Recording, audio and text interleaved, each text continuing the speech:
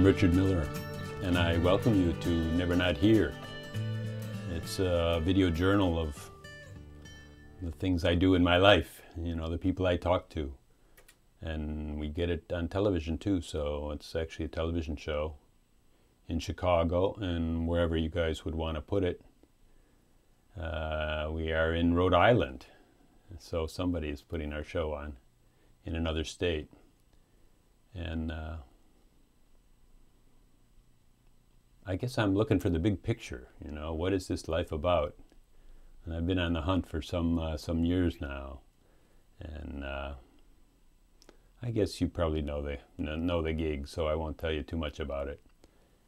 So here we are today with Marlies Cocheret, who's here visiting in Chicago. So welcome, and thanks for coming over.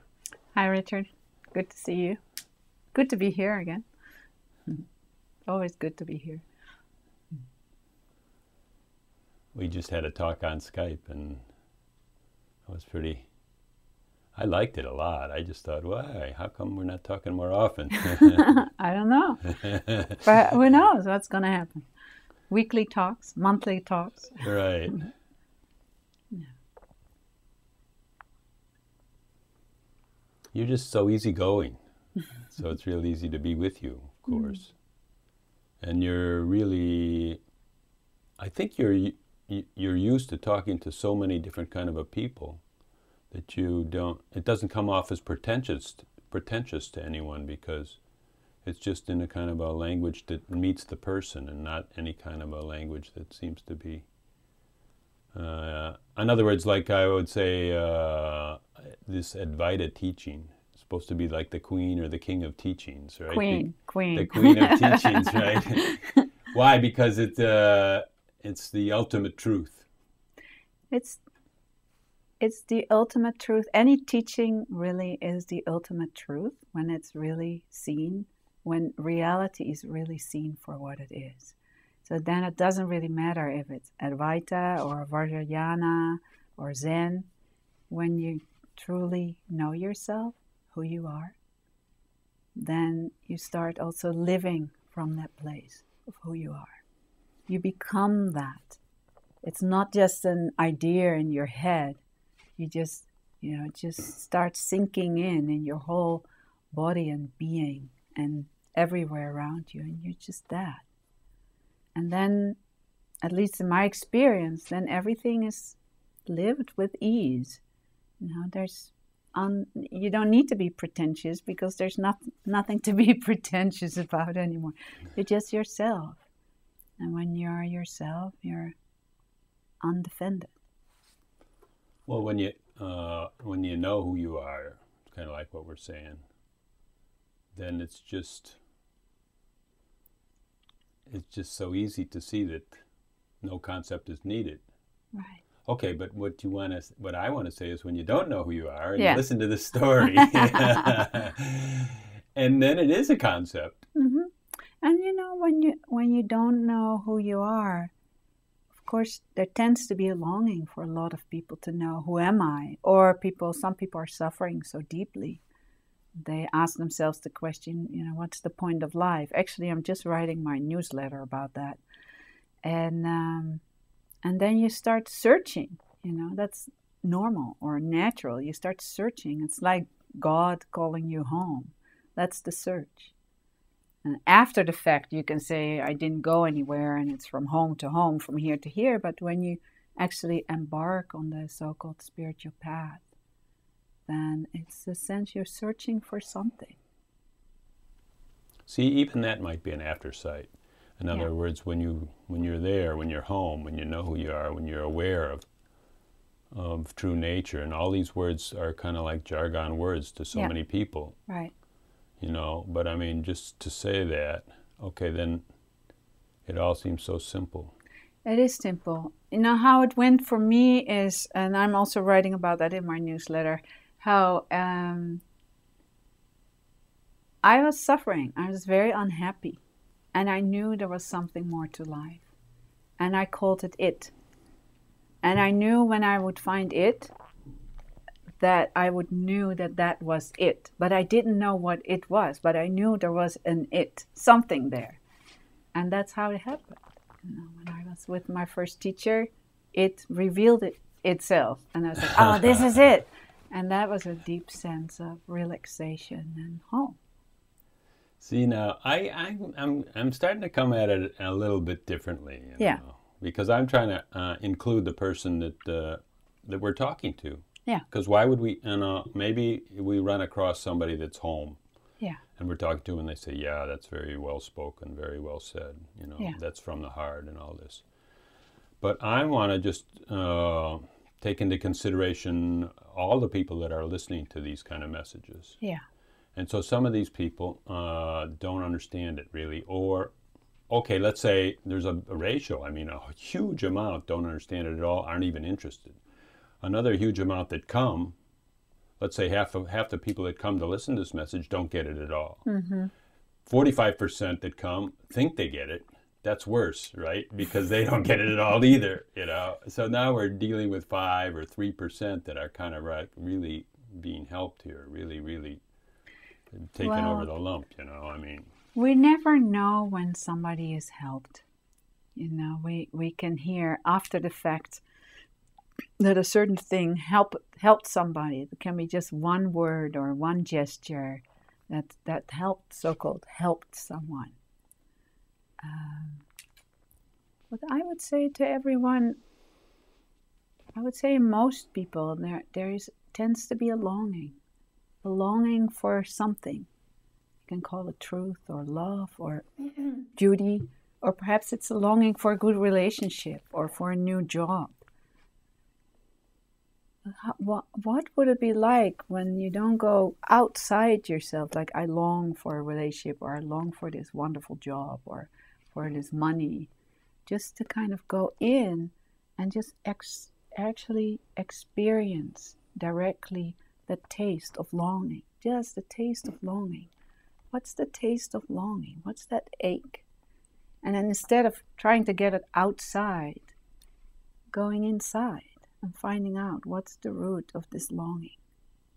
Then, we all will end up at home, at our true being, or at the root of our true longing. What is God, love, whatever you want to call it, emptiness, fullness, it. I kind of mentioned this in, when we were on Skype. Yeah. And,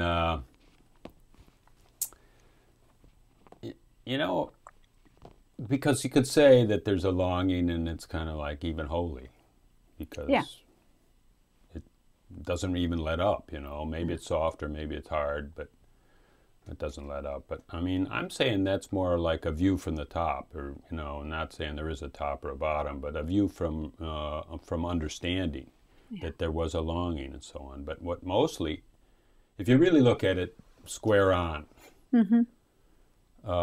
we have a lot of concepts about how life could be different, right?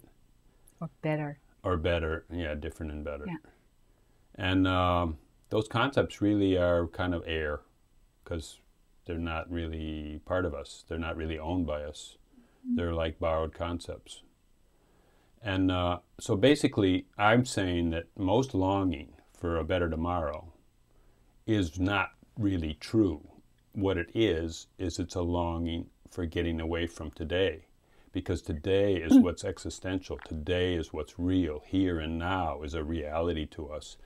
Any kind of a concept about tomorrow is a sheet of gauze. It's like just a falseness, or like just it's just a fantasy. And so that basically, if you say there's a longing in most people, and you're not looking back from kind of an understanding, but you're just looking at these people and saying they have a longing, and really their longing is to escape. Their longing isn't to go anywhere.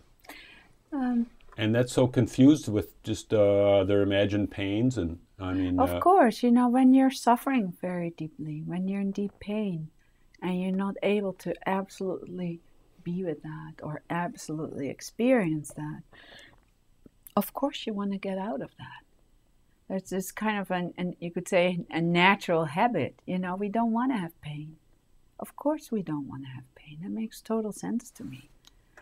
Yeah, like I'm saying, we're all on the run. Right. In some ways we are. We're on the run. But truly, there's so much hard also in life, even if we're not completely aware of. And that's the longing. You know, there's the suffering, but behind the suffering is the longing for something. What tends to be the longing for something better, right? Yeah. Because But I what did think you say? You said there's so much heart? hard, like there's Heart? so much heart, like a big heartedness and compassion that's there, even if we cannot quite experience it yet. But underneath suffering, unconsciously, and for some of us consciously, but unconsciously, we know there's something else possible. We just don't know how to get there.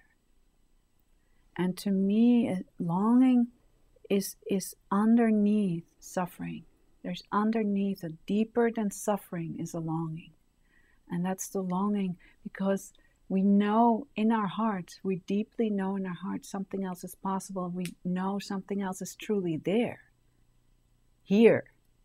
Yeah. I Right? guess I'm not trying to deny it, you know. Right. If anything, I'm just trying to say that we're not in touch with it. We're in Right. touch with what's on top, which you said was Absolutely. the suffering. Absolutely. And the suffering is just kind of like a judgment on this moment, you know, Yeah. saying this moment's not good enough. Yeah. And even when people are so-called awake, still a lot of people that are so-called awake are more in contact with their pain and their hardship than with their wakefulness. Well, I've heard that said too, because they said now I'm not so invested in it, so I can even get closer to it. Yeah. You know, it's not really that important. I can allow it to my reactions, my reactions to my reactions. Right. You know, like you'll frown at me. Yeah. And then I'll have a reaction. And then my reaction to that reaction is okay. I can feel it more deeply. Yeah. There's a truth to that. Well, let's go back to the suffering first, because, or even when people are awake, there's still a lot of awake people that are also suffering. And I think that's really what I want to say. There's this idea when I'm awake, when you're truly awake, when it's a done deal, yes, there's not really suffering. There can be pain, but there's not necessarily suffering. But I notice a lot of people that are awake, even while they're awake, there's still a lot of suffering. And that suffering brings us home because we know the wakefulness is here. We know something else is possible. So then the wakefulness, the light, can shine on the suffering and can dissolve it. So it's kind of bringing both to the surface. You actually have a practice. Yeah. So then you talk to people, I mean, would you call it psychotherapy or non-dual psychotherapy, or what would you call it? You're not talking to seekers. I'm talking to anybody that comes in my office. Right. And that can be seekers, it can be people that are already awake, can be people that are totally unconscious. Any person really that wants to walk into my office is totally welcome. Even disabilitated people, even people with dementia or light dementia, or people that are anybody. Substance abusers, or anybody. And it tends to be not a lot of people with dementia and not a lot of people that are substance abusers. Tends to be people that truly want to know who they are and that want to be free. That's the people that tend to come. And some people have really strong psychopathologies that I work with. And most people are like healthy neurotics like you and I. So you're saying you kind of have a fame that you're a satsang teacher, and those kind of people come a lot, yeah, right? You know, those and they say, we got a few hang-ups and iron this out so I can know the truth. Right. Right. And within that, you know, some people are very traumatized, have a very traumatized background, and other people that are awake haven't. It's like anything under the sun is really possible. Awakeness has really not much to do with how screwed up your mind is or how much trauma you have experienced. They're two really separate things. Awakeness and knowing the truth of your being is independent of how convoluted your mind is really. How does trauma work? How does trauma work? How does it hook to us? You know, it's got to be in a memory, right? It's a memory, and it's also stored in the body. But the body can release it. The body can release it, and when the body releases it, then often the story goes with it. So a lot of people, first people thought, you know, when I tell my story over and over and over, then the trauma will go away. But often by telling the story over and over and over, you re-traumatize yourself. It's kind of like a chain reaction that happens in the brain, and that reactivates the body. So to work with trauma is a little bit different. You can say there's working with wakefulness, there's a working with, let's say, healthy neurotics like you and I, and then there's working with people that are traumatized. When you work with, when people are able to rest well enough in wakefulness, then you can just steep that more and more and more.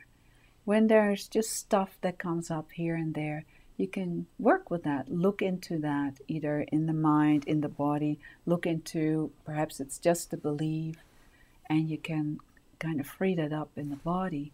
You can really steep in it, just go all the way to the core immediately. And then it will release itself. But when you work with people that are traumatized, you don't want to kind of go into the story and get them totally emotional, because in that process, you re-traumatize them again. So when you work with somebody that's traumatized, say, I don't know, somebody that's sexually abused, and you talk a little bit about the sexual abuse, there can come some activation in the body, you know, there can come nervousness or pain or a lot of thinking, a lot of feeling. Then I let the people just feel that a little bit, sense that a little bit, and then relax a little bit. So you kind of go back and forth. So sense a little bit, relax a little bit. Because, yeah. I mean, if you keep it totally blocked out, then you can't really work with it. No, so it has to come up somewhat, it has to come right? up a little bit, but it needs to come up bite size. Because when you just let it just rip all the way, you just fall in this black hole. And then you re-traumatize yourself. It doesn't go anywhere. And you can tell the story 10 times, again, over and over and over, and doesn't go anywhere. So it's more when somebody gets activated, you let them be activated just a little bit so that they can stay awake with that activation. Say it's an incredible pain in the stomach and shaking, whatever. Then just completely welcome that. And then resting. Resting. It's kind of like resting, taking a step back, and then tasting it a little bit. And then taking a step back. And when you do that process, going back and forth, then the activation calms, kind of naturally heals, because we bring love there. And then one is able to rest more deeply in their true nature. And then you can do a new round when they get reactivated about something else. And then you steep in that a little bit, and then rest a little bit, and steep in that a little bit. And that's how working with trauma is different than working with, let's say, natural developmental issues, like I'm not good enough, or it's not safe here. That's more the natural developmental issues. It's not okay to have needs and things like that. That's all in the mind world. And so you're saying the trauma is more in the body world? Because you said it's built into the body? It's all built into the body, but the trauma is kind of the body and the mind don't know that the trauma is over, that the situation is over. So say when I work with someone that's been sexually abused over and over, and the body still thinks it's going on. So the body still wants to defend itself. So it's finding a way to let the body and mind know that it's over. The sexual abuse has finished. But the mind and the memory and the body doesn't know that yet. So that's kind of what you work with. It's kind of like maybe there's two theories. I don't know, because, in one way, I kind of prefer to deconstruct the story. in some way, or talk about. And of course, it doesn't work just to say, "Hey, it's not true." Yeah, no, it doesn't work, right? No. So many people do that. Yeah, I Yeah. know it's not true, but it's or you not. go at it Hasn't. from a lot of angles, about how it's not true and all that stuff, and it's not happening now, and all that kind of stuff. And then the other way is kind of, I guess, if there's two, I mean, maybe there's many more than two, but another way is to meet it, and then meet it. I never did like that too much, but because I thought that reinforced it in some ways. But somehow meet it in a way where you just see that There's meet a nothingness to it, of course, right? Rest, really tasting it. When there's activation, you meet that activation. I help the people to meet that activation. But sometimes the ground of being is not strong enough to meet the bigness of some of the traumatized experience in the body. So you need to go very gentle. That's what you're saying, meet it in little hunks, in little bite-sized pieces. Absolutely. Absolutely. But it's meeting it is what you're talking about, right? Oh, yeah, absolutely. Otherwise, what's the point, really? Yeah. Yeah. Because you can go at it from non-psychotherapy, and just talk about this, and it's makes it very interesting that people can be meditators for years and years and years. And so they're meeting something that they're true, some stillness they're meeting. Well, but still, when they come out of the meditation room, their story hasn't deconstructed. Absolutely. And so then really what good is it? A lot of people that are so-called meditators, a lot of them are just numb. I'm sorry to say that. A lot of meditators are numb because they have this idea, when I sit and meditate, I need to kind of numb myself. I'm not supposed to feel. I'm supposed to be resting as emptiness, and I just need to be in this empty space. But the truth is, the moment 9 out of 10 people close their eyes, they're in their minds. They're thinking. The day goes on in their minds. They're not resting. So it's really to be honest and let's be really honest with ourselves. When I close my eyes, there's some stuff on the screen. There's some thinking happening. There's some feeling happening. There's nothing wrong with that. And that's, I think I don't know if I mentioned that at the Skype session when we talked, but, I really love it how Trungpa said, meditation is to meet your condition. So first, let's see what's here. When we close our eyes, or when you meditate with the eyes open and you look at the wall,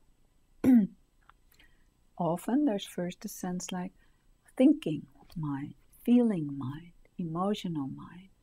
Can we just let that be there? And then the more we can just let that be itself, then it tends to be easy to just rest as presence. And then deeply knowing from our experience, the only thing there is presence. I am presence. I am presence. I am the living light of God. I am I. And then naturally the resting happens.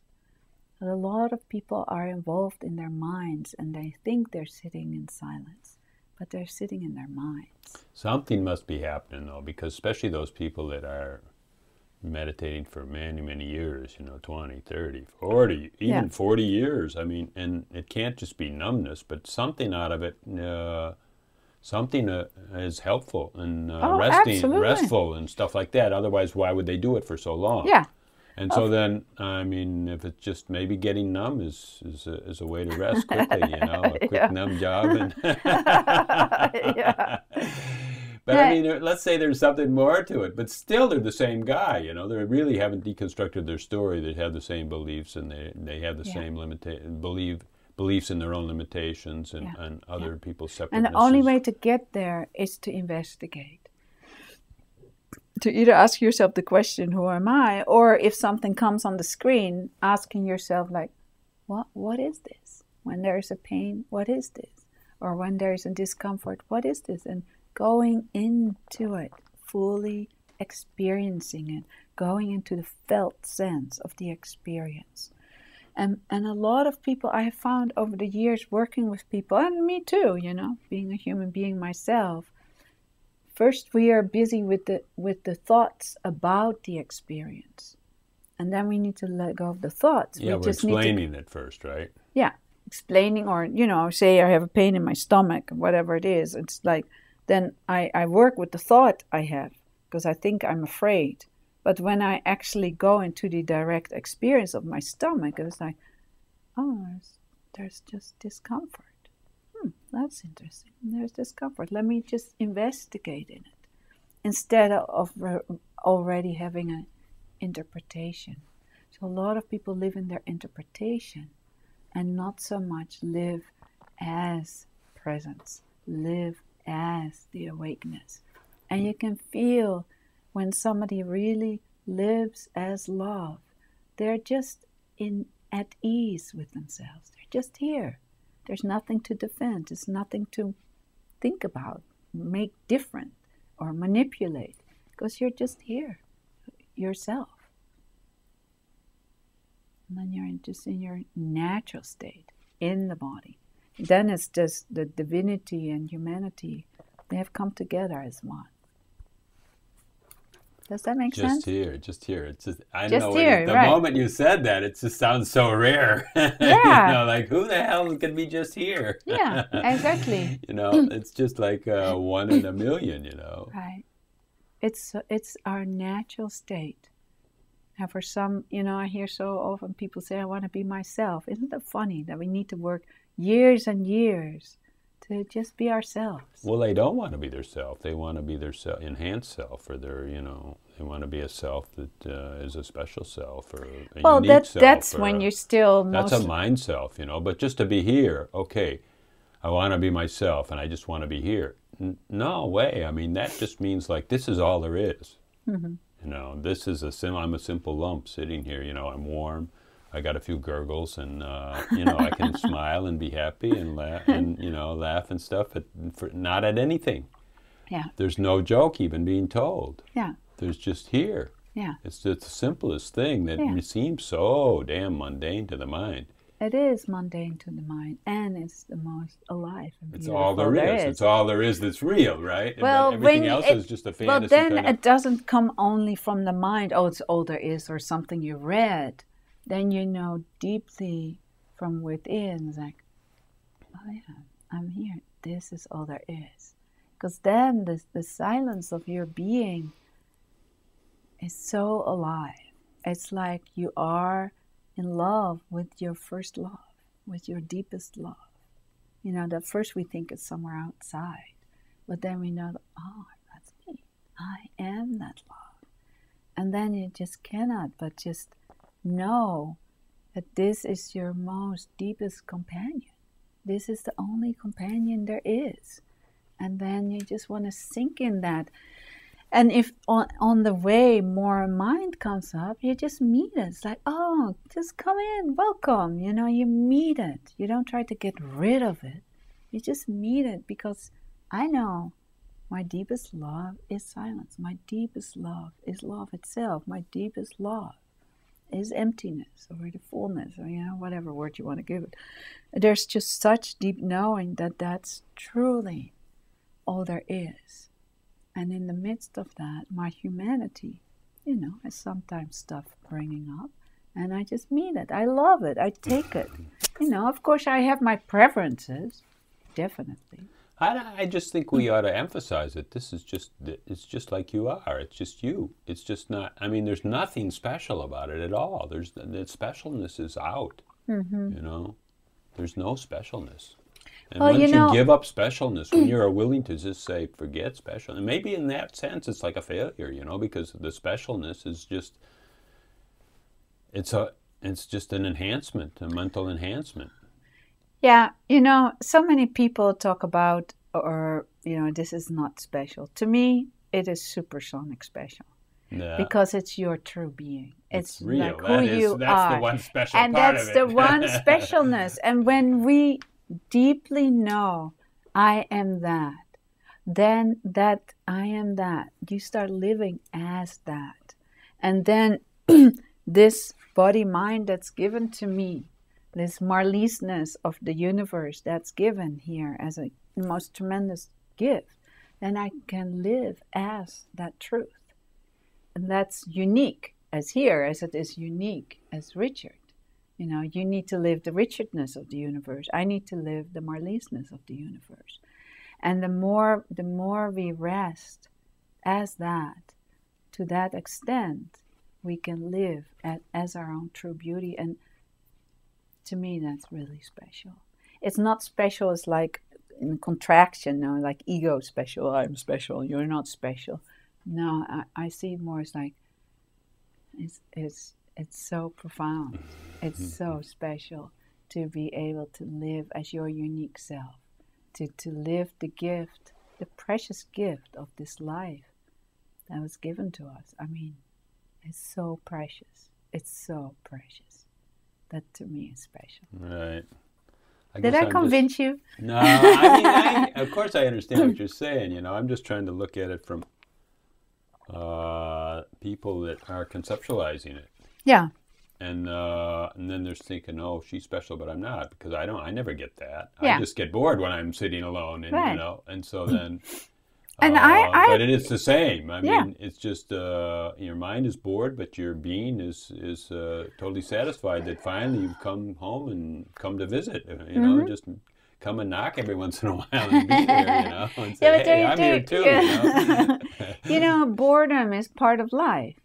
So boredom is also part of when you sit in meditation. It's not real. It's just like, okay, boredom is a part of life. Well, your mind is a part of life, you know? And all your mind tricks and all your mind doubts are all a part of life, you know? Yeah, and you cannot, of course you can say it's not real. At some point, you know it's not real.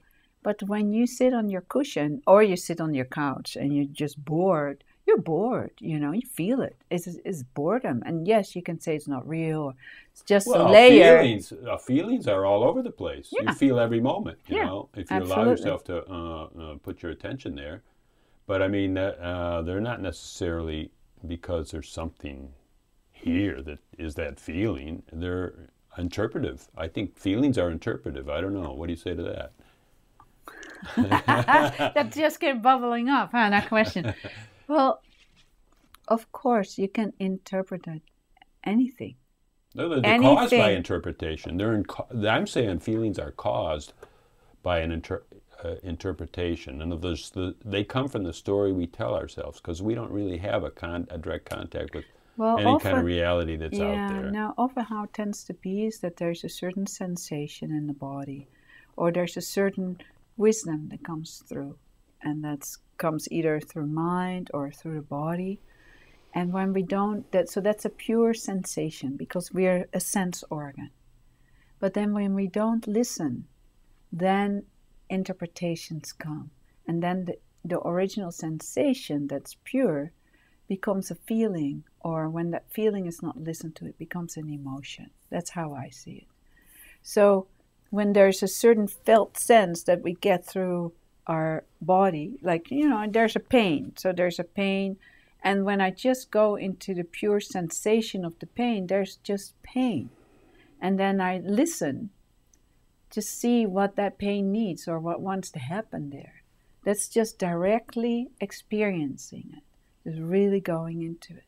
But there can be pain, and then immediately you thought, oh, there's something wrong. Oh, God, gee, this and this is going to happen. I need to go to the doctor. But there's nothing really happened. There's just a pain. Do you know what I mean? And then emotion can come, and we can start freaking out. But that's all interpretation. That is all overlays on just one simple experience.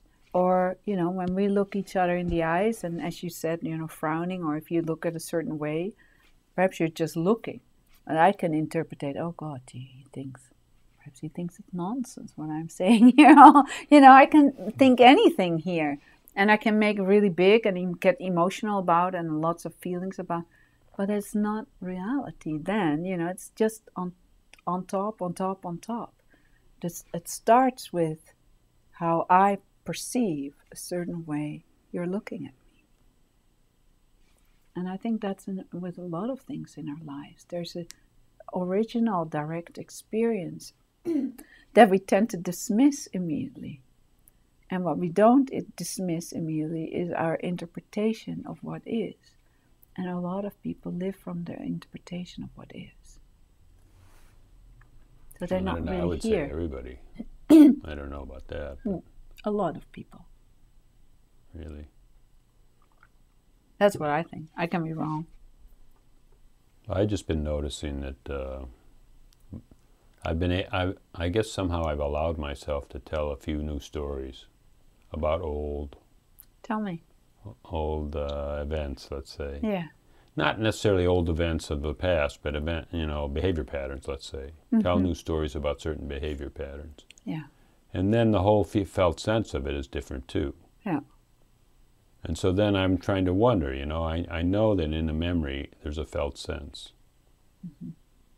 Every memory is loaded with so many different components and so many parts that there's a feeling, there's a fear factor, there's a fed up factor, there's a whole series of decisions that went wrong.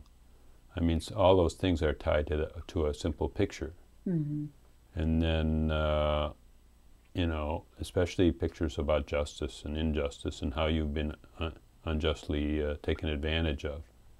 Those ones have us, and then it's not only an emotion, but it's a whole mood. There's an aggressive mood, or a fiery mood, or a fighting mood, or a depressed mood, or a resigned mood, all those moods. And then, okay, you think that they're a fact of life. They're here. They're, in a way, they're real. But then I've been blessed in certain cases to be flexible enough lately to see it in a different light, which means tell a different story about it. And it's not necessarily a writer story or not, I mean, I'm not saying. It's more or less a proof that all stories are just arbitrary. Mm-hmm. And what happens is the feeling is totally different too. Yeah. And the mood is different. Yeah. I think it's interesting. And so in that sense, like the feeling doesn't come first. Yeah. The story comes first, in that sense. It could be underwater. It could be like a subconscious belief of justice and of a hard life and a hard childhood. It's a belief in all that, that really doesn't show up too much but it's there, and it's a holding pattern, and it's what really creates my mood and creates a good part of my personality. Mm-hmm. Mm-hmm. Well, I think it's interesting. Like, I grew up with an older brother and a younger sister, and sometimes we talk about certain situations, that we all three remember. And all three of us have a totally different experience of the same situation. Or so you have a different story of it. We have totally different stories about it. We're all organizing our experience in a different way. And that's what forms us. So, and it's for us all to find what's the reality, what's the truth in the moment. And that's the learning, to kind of not go in the outer world, but to really just know this comes and goes. And, however beautiful it is, it comes and goes. And then we need to go in, we need to go home, just deeply knowing all there is presence. Omnipresence is the only thing that's present. And then you need to go home and just rest. And the more and more you just rest, just sit. First is a sense of just sitting and waiting for truth to be revealed. And then the truth will be revealed in a sense of, deep peace or deep resting. And then it's the invitation to truly keep on resting in that void. And then the more you learn to rest in that void, the more, these old patterns, the old thinking, old beliefs, your old video show, the Marlies show, all the kind of shows that we believe ourselves to be, they start falling away. They just start falling away.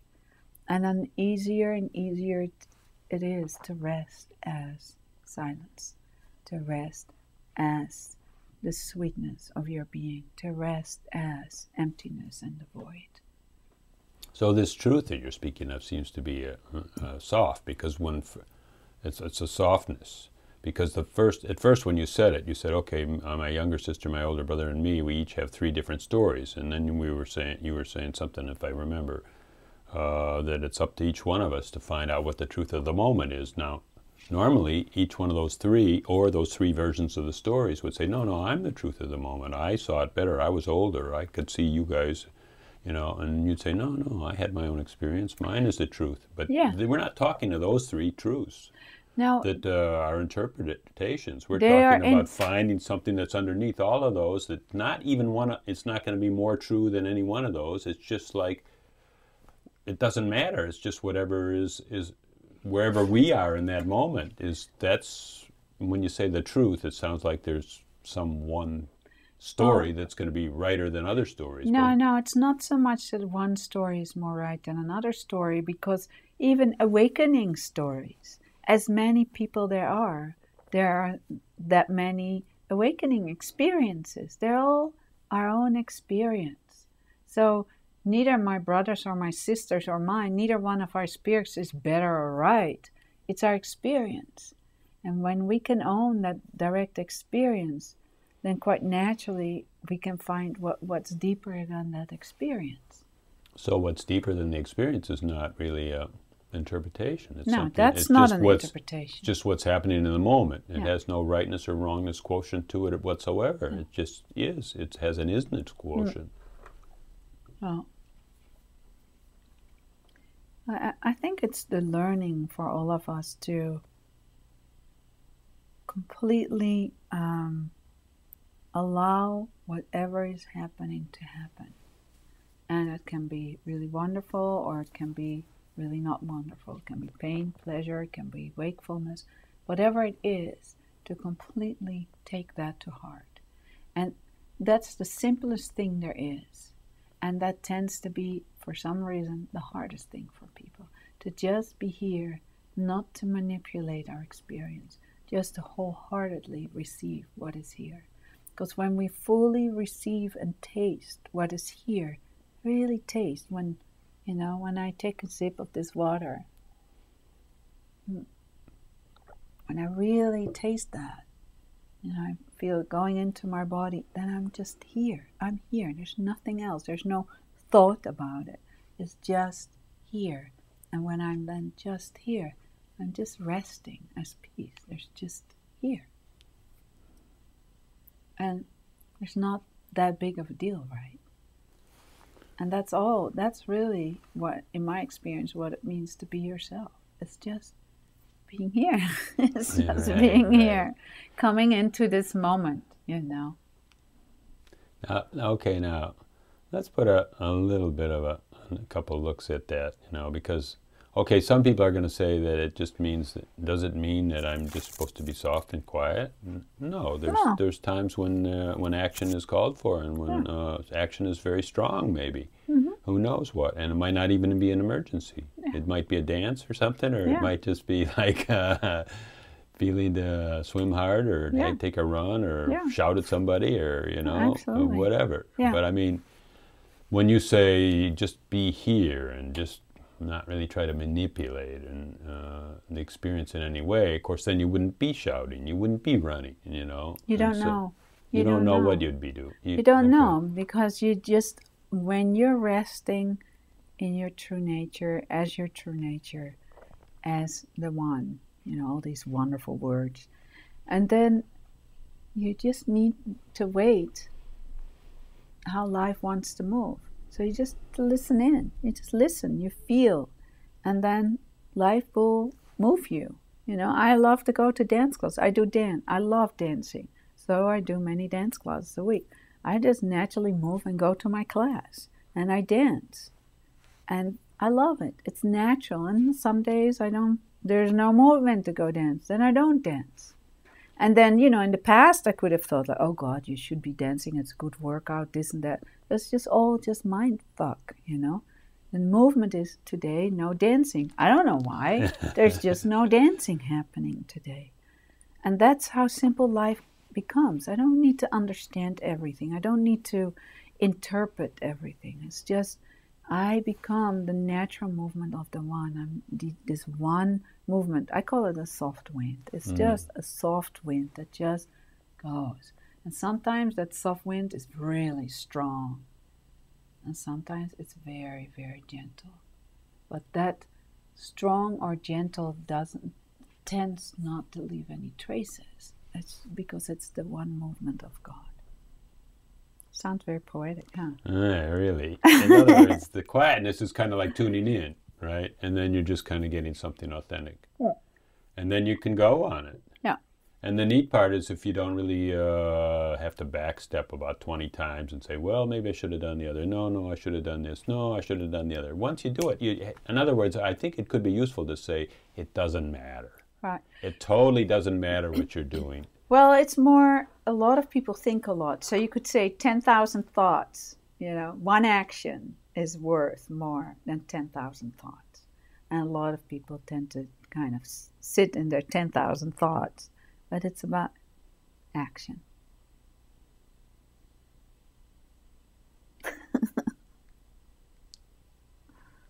So just go for it. Just kind of trust. Trust Yeah. for that thing that came up in the silence was adequate. But you know, I was just kind of pondering for a moment here. Like, what do we all want, truly? What do we all want? We all want to be happy. And how it doesn't tend to be that we're happy? It's not so much always that we get what we want. It's just that we can live as the naturalness of our beingness, that we can just live that naturalness. And for some reason, it's challenging for us to get to that place, as it was for me many years. You know, I could feel taste of like, okay, this feels just natural. And then there were times of struggle and times of unhappiness and grieving and pain and just you name it, it was there. But the more I just welcomed it and allowed it to be there and just really welcomed it in the ground of being, welcome every part of me, every part of my humanity, then I can rest, you know, naturally will dissolve in the ocean. And then I become the ocean. I am the ocean and I can live as that. And that's when we become very, very natural. We just become ourselves. And I'm convinced that that's all we want. That's all we want. We just want to be ourselves. And for some reason, it tends to take some time. Does that make sense? I see you thinking like... You know, a lot of people say everyone is to share the same desires. They want to be happy, whether it's a Gaddafi or whether it's Absolutely. some saint. We are all the one. We are all the one. Just for some of us, the veil that we look, you know, some people have so many cobwebs of ego structures around their heads and bodies that they can't see clear. They see these cobwebs and it's like, oh, I want money, I want more power, I want, you know, that's all they can see. But the spiritual path is about letting go of those cobwebs and really deeply know, I am I. There's only one I in the universe. And that's all there is. And there's the same I as you, as me, as everyone. Gaddafi or who cares? Sometimes I don't want to say that, though, you know, and Yeah. it's kind of like how we started out, because I was saying that you have a practice, so you speak to people that may not believe that at all. Yeah. You know, they say, well, how could that be? I mean, I live like crap. Yeah. You know, Oh, it can't absolutely. be, you know, and Absolutely. other people are way better than me, so there's not a one. And Yeah. so then I don't like to necessarily come on and say those things, you know, Yeah. unless let the person say it to Yeah. me, you know, that's okay. Yeah, if somebody walks in my office and tells me, you know, I have people walk in my office and tell, you know, I feel so lonely. The only way I am able to talk with somebody, I go to the store, so I have some connection.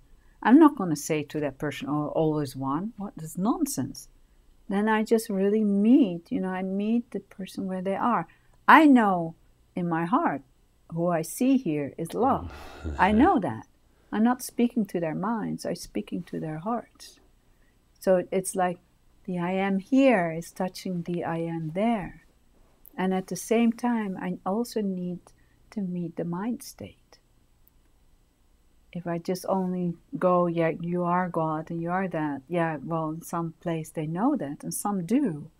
But some people have just very, very hard conditioning that doesn't break away overnight. That takes time, and it takes a lot of love, a lot of patience, compassion.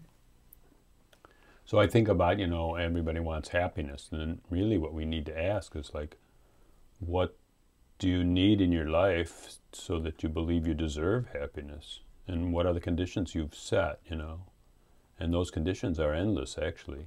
Mm.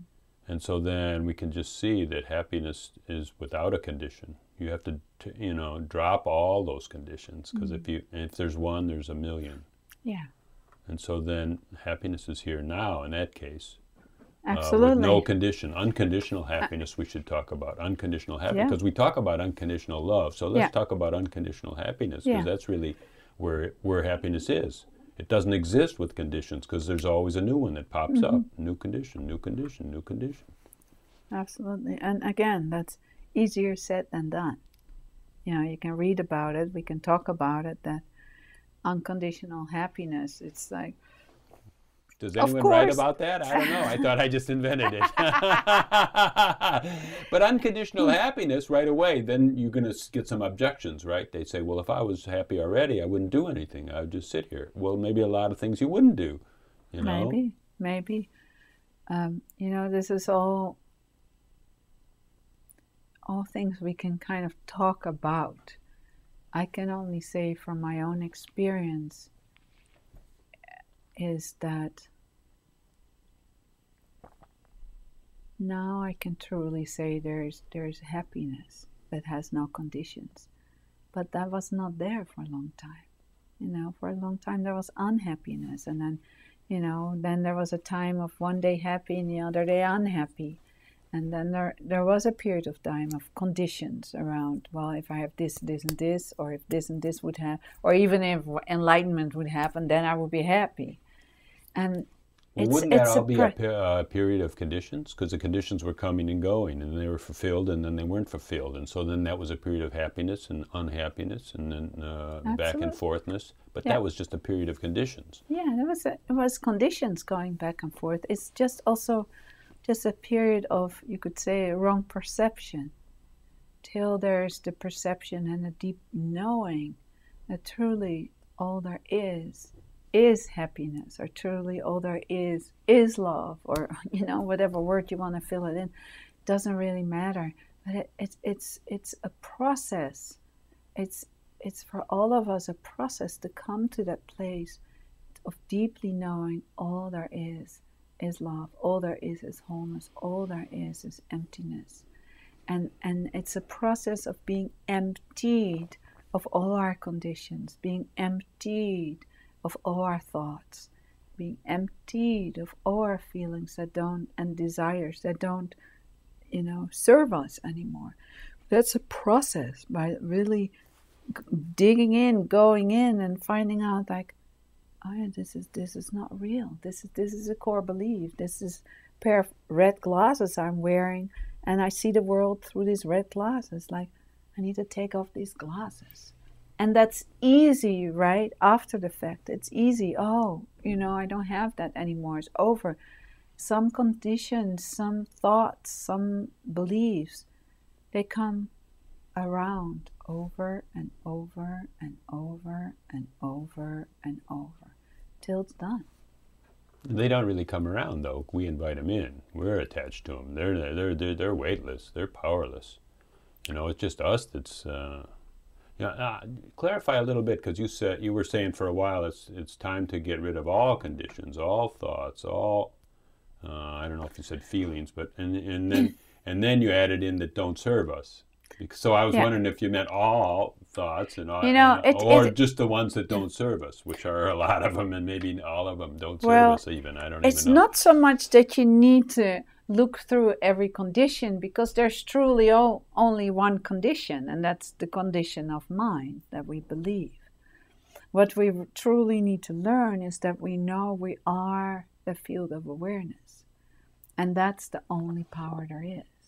And when we are the field of awareness, and that's, in my experience, where meditation comes in and took for me and still does such a very important place, is when I sit down, I deeply know I am the field of awareness. I deeply know that's all there is. And of course, in my daily life, there are certain thoughts still happening and little beliefs here and there, but then it can be looked through, seen through really, really fast. So less and less I need to go to this place that comes and goes. And more I can rest, no matter if I'm sitting on my cushion or when I'm living my life. I can live the life that knowing that I am the field of awareness, and from there, and naturally a happiness sprouts forth. Naturally an ease comes forth. Naturally a beingness comes forth. And that starts taking care of my life. So it's not that I need to think about many things. Naturally, this movement of the field of awareness moves me and lives as me. Yeah, that's pretty clear. I mean, you said, the way I got it was that you said that when you just realize that the field of awareness is all there is. Yeah. Well, that merely means that all the conditions are not, right. Or whatever, they're just trumped up. Right. And, they're that easy to let go of or substitute with another condition, or, they're just really, and then of course, happiness is all there is, right? Yeah. Because it's happiness without conditions. It's love without conditions. Because when all those conditions drop off, yeah. And that true seeing, that awareness is all there is, the conditions are arbitrary. Right. Well, I just want to stress that we all, in our humanity, we all get hooked to our condition or our thoughts or beliefs, right? To our ego structures. And the only thing that we can do, so to speak, is align our ego with the field of awareness. And how we do that is by truly, first of all, know I am the field of awareness. And then second of all, meeting all the places where we don't know we're the field of awareness. And that, in my experience, is a lot of work. It takes a lot of, in the beginning, it takes a lot of effort, and then it's effortlessness. When something bubbles up, it's like, oh, okay, you come here.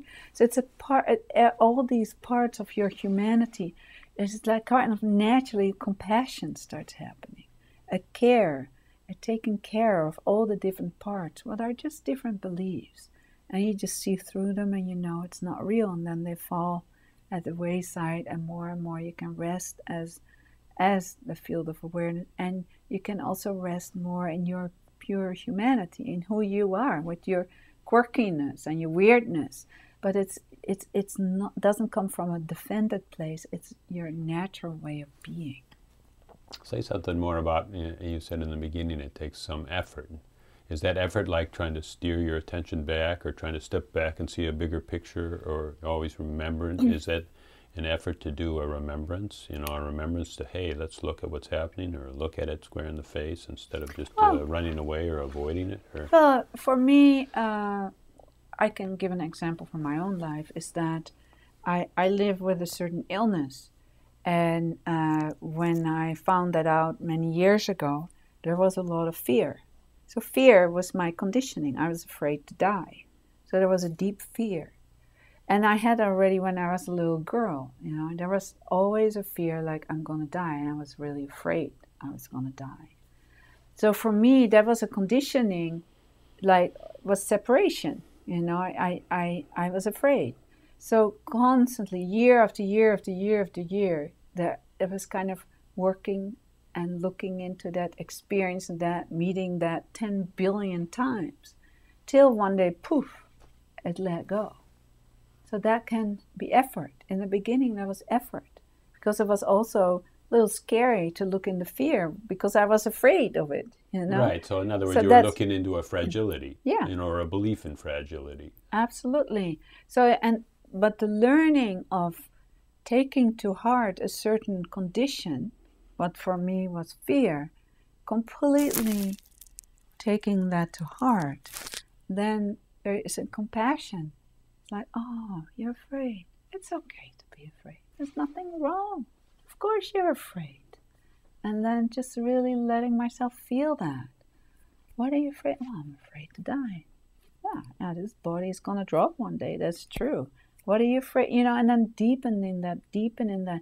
And the more I could take that fear to heart, the more that fear is fully experienced. And then I just let go, and the underlying emptiness is being revealed. So that was first to the effort, was work, was hard, till it was just naturally welcomed. Oh, here it is again. Okay, come. Here you. Oh, here you are again. And then one day, gone. So that's the process. And we all have our one or two things that are hard for us. For some of us, it's a deep fear.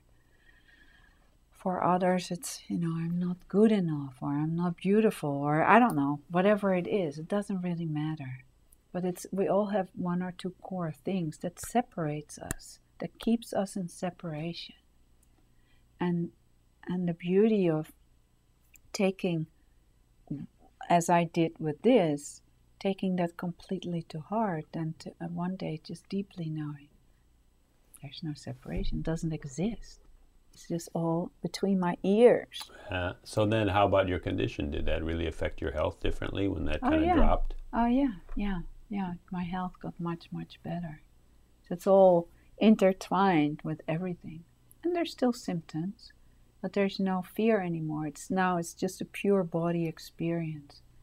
And I attend to whatever I need to attend to, but there's no fear anymore. There's no concern anymore.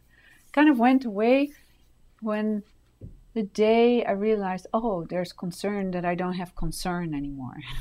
And then poof, that poofed away too. And now it's just whatever is here is fine. There's nothing anymore that wants to manipulate anything anymore. It's kind of, okay, this is the experience. And the more I can live as that field of awareness, then naturally it harmonizes everything. So it harmonizes also the body and the mind and the illness and everything. Everything comes to wholeness then.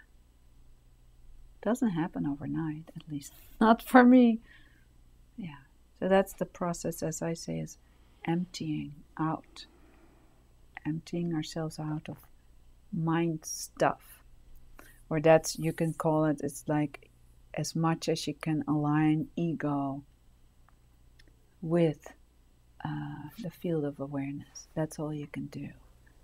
Yeah, you said that before. I was going to ask about that because, align ego with the field of awareness. I don't know. That sounds like a tall order.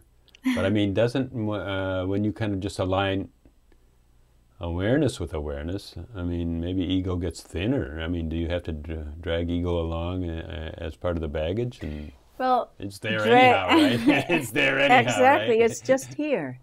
There's nothing wrong with ego.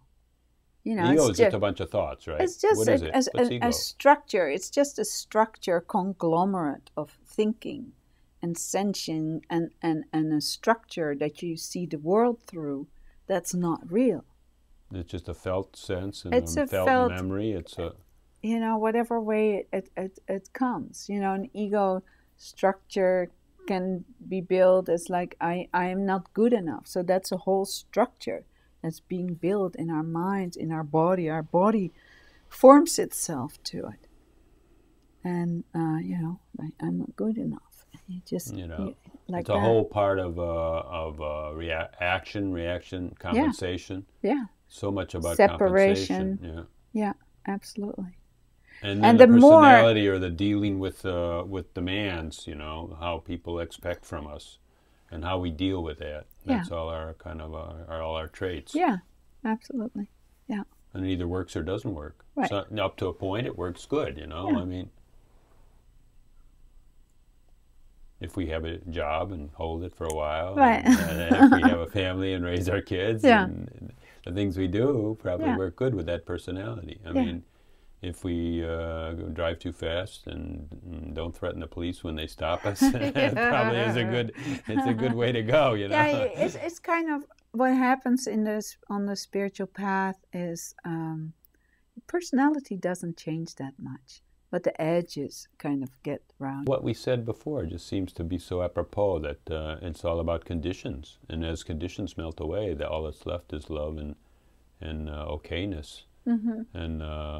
And happiness. Mm-hmm. And so then maybe the ego is a ball of conditions. It is a ball of conditions, and then you also deal with the self, what's something different than the ego, a little self. That's something else. That's not much you can do to get rid of that. So that's a whole other chapter. Oh yeah, we'll do that for later. Perhaps we should stop for now. Yeah, right. We won't get into that one. Yeah, there's some big questions there that I won't bring up. So, you know, I was really wanting to talk and ask about how to approach people that are not really expecting any kind of spiritual answers. And I think that's probably a good way to speak with everybody, because just, and then there's a certain practicality to it, because it doesn't really take any belief structure or any kind of a prior experience. I mean, our life is already our prior experience, and if it doesn't really jive with that, then, well, what good is it? Yeah. So... I don't quite know what to say to that. No, I'm just saying that that's what I wanted to ask, and that's what I did. I think we talked about that, right? And especially talking about like the root of your practice and so on. And just kind of mentioning that there is a kind of a deconstruction happening, but a lot of times it happens best when you just meet what's here now. Yeah, absolutely. You know, I think what is so beautiful when we can completely meet our humanity, that there's both, that simultaneously there's the field of awareness, knowing that that's what I am, and our humanity. And the more they come together, then they just become one and the same. And a lot of people, what I notice when they have experienced the field of awareness, they have a big opening of spaciousness, or knowing I'm awake, or, you know, knowing I'm love, or everything, and emptiness, and they forget their humanity. And when you forget your humanity, you leave part of yourself behind. You're everything. Everything. You're everything. Your humanity and your divinity. And when they come together as one, then you're realized. Yeah, but everything without conditions. You're not those conditions. So you can have them or you don't need them. You know, it's up to you. You know, you've had them a long time. But it's even welcoming the condition. You welcome it, because when you welcome the condition, it doesn't have power over you anymore. Right. Right. Very well spoken. There's only one power, and that's the power of love. That's the power of love. Yeah. We should know that song. Okay, you guys got it. So it's the power of love. And you already have it. So just jettison a few of those conditions that you don't have to really trouble over. Just meet them. And that's it. Yeah. So we'll see you next time.